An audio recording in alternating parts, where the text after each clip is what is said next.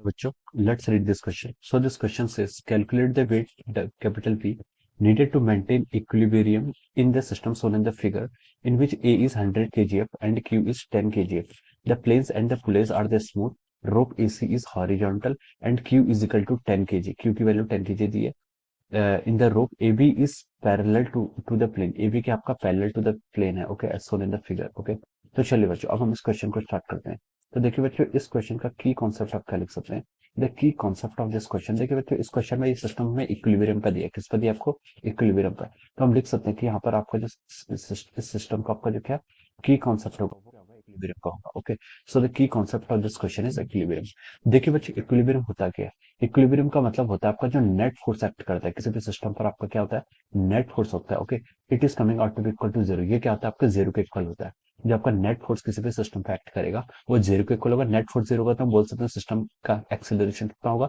Zero होगा. Either it is moving with constant velocity या फिर आपका रेस्ट पर होगा. ओके, तो ये हम यहाँ से इनहेरेंस निकाल सकते हैं. ओके, तो देखिए बच्चों अब हम इस क्वेश्चन को सॉल्व करते हैं.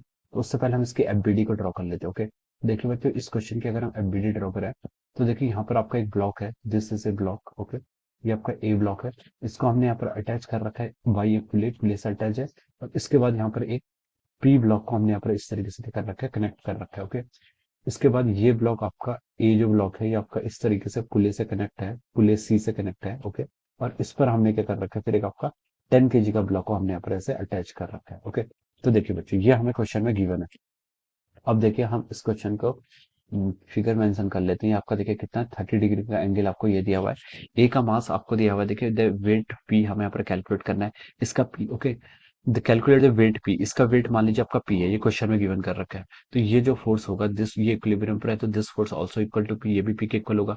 ये पी अगर आपकी tension in the rope P के इक्वल है तो ये जो टेंशन होगी ओके इसकी डायरेक्शन ये होगी. This tension will also be P. ये क्या होगा आपका? ये भी आपका पी के इक्वल होगा. ओके, तो हम यहाँ से इतना बता सकते हैं. अब ये आपका मास ए है. ओके, ए में उसने बोला है कि देखिए यहाँ पर बोला है कि इन विच ए इज 100 kg. इसका वेट क्या दे रखा है आपको? 100 kg दे रखा है. ओके, तो हम बोल सकते हैं कि यहाँ पर जो इसका वेट लग गया ये आपका 100 kg के इक्वल होगा. मैं इसको वेट के लिए डिफाइन कर रहा था. लेट सपोज मैं इसको ए बोल देता हूँ. ओके, ए क्या है आपका यहाँ पर? 100 kg है. ओके, ये क्या आपका weight of this block. Okay, KGF का यूनिट होती है. देखिए केजीएफ होती है आपकी mass into gravity. Okay, M into G की वैल्यू आपकी केजीएफ होती है. ओके, ये हमारे केजीएफ यूनिट कहलाती है. ओके, मैट्रिक सिस्टम में. ओके, तो देखिए बच्चों ये आपका ए इस साइड को एक्ट कर रहा है. ओके, और क्या क्या क्वेश्चन में क्यों नहीं? ये आपका पुलिस ही है. यहाँ पर आपका 10 kg है. ओके, ये दिस इज 10 kg. क्यू का वेट हमें दे रखा है 10 kg है. ओके, तो इसके वेट को मैंने क्यू को यहाँ पर क्यू मान लिया. इसका वेट भी आपको कितना गिवन है? देखिए क्वेश्चन में 10 kg गिवन है. तो ये डेटा भी मैंने यहाँ पर ऐसे लिख लिया. ओके, ये क्यू इधर को लग रहा है तो हम बोल सकते हैं सिस्टम इक्विलिब्रियम पर है. तो यहाँ पर भी क्यू लगेगा तभी दोनों फोर्स एक दूसरे को बैलेंस करेंगे तभी आपका सिस्टम क्या होगा? इक्विलिब्रियम पर होगा. ओके, तो यहाँ पर से हम बता सकते हैं कि यहाँ पर जो आपका फोर्स लगेगा दिस इज ऑल्सो क्यू. ये भी आपका क्या होगा? इस रोप में जो टेंशन होगी ये आपके क्यू के इक्वल होगी. ओके, तो देखिए बच्चों इतना हमें यहाँ पर पता चल गया. अब हम यहाँ पर ज्योमेट्री का यूज करें तो हम बोल सकते हैं कि दिस एंगल, ये जो एंगल बनेगा दिस एंगल कितना होगा आपका? 30 डिग्री के इक्वल होगा. This angle should also this angle equal to 30 degree.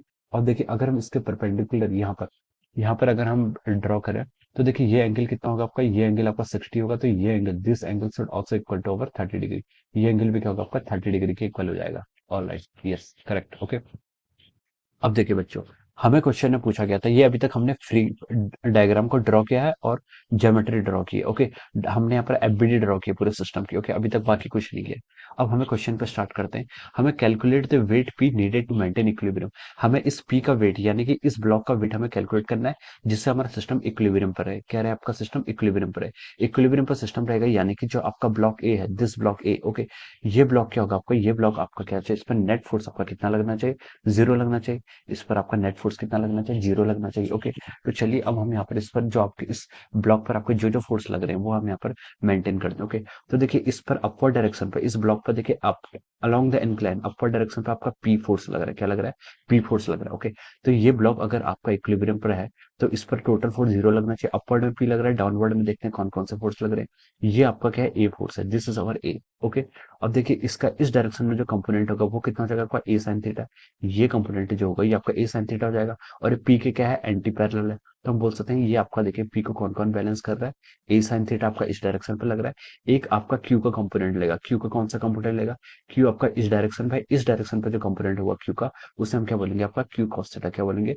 Q cos of 30। Okay, ये आपके देखिए दिस इज द फोर्स, ये आपके फोर्स किस डायरेक्शन में आ गए, this are the forces along the incline, ये क्या आ गया आपके अलोंग द एनक्लाइन, हमने फोर्सेस को क्या कर दिया यहाँ पर बैलेंस कर दिया। Okay, along the एनक्लाइन। ओके, अब देखिए बच्चों, हमें सिर्फ यहाँ पर क्या फाइंड आउट करना है, हमें यहाँ पर सिर्फ पी की वैल्यू फाइंड आउट करनी है, तो पी की वैल्यू हम यहाँ पर से इससे इजीली कैलकुलेट कर सकते हैं। ओके, तो देखिए बच्चों पी कितना हो जाएगा आपका ए कितना आपका 100 के जी एफ है, तो हम इसकी वैल्यू पुट कर लेते हैं 100 के जी एफ। ओके, इंटू साइन 30 की वैल्यू कितनी होती है आपकी 1/2 होती है, प्लस क्यू की वैल्यू कितनी होती है आपकी 10 के जी एफ इंटू कॉस 30 की वैल्यू कितनी होती है आपके √3/2, √3 की वैल्यू कितनी होती है 1.73 divide by 2। Okay, 1.73 divide by 2 करेंगे तो कितना आएगा आपका 0.865 के इक्वल हो जाएगा। ओके, अब देखिए यहाँ से हम पी को कैलकुलेट करेंगे तो ये कितना हो जाएगा 0.5 को अगर हम यानी कि इसका आपका आएगा 50 के जी एफ, यहाँ से कितना आ गया आपका 50 के जी एफ आ गया, प्लस इसको अगर हम मल्टीप्लाई करेंगे तो आपका आ रहा है 8.65 के जी एफ, कितना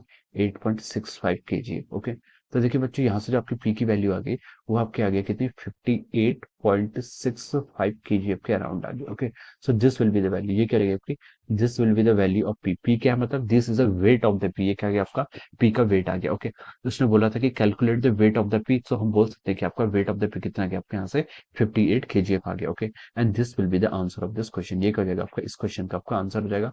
हमसे यहाँ पर पी का वेट पूछा था, वेट कितना आ गया आपके यहाँ से 58.65 kgf। Okay, so this will be the answer of this question. Okay, so I hope you all understood this concept. All the best and thank you so much.